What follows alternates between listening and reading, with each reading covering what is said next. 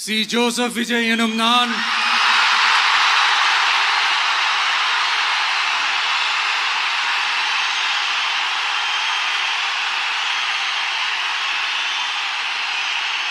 சட்டப்படி அமைக்கப்பெற்ற இந்திய அரசியல் அமைப்பின்பால் உண்மையான நம்பிக்கையும் மாறா பற்றும் கொண்டிருப்பேன் என்றும் இந்திய நாட்டின் ஒப்பில்லாத முழு முதல் ஆட்சியையும் ஒருமையையும் நிலைநிறுத்துவேன் என்றும் தமிழ்நாட்டு அரசின் முதலமைச்சராக உண்மையாகவும் உளச்சான்றின்படியும் என் கடமைகளை நிறைவேற்றுவேன் என்றும்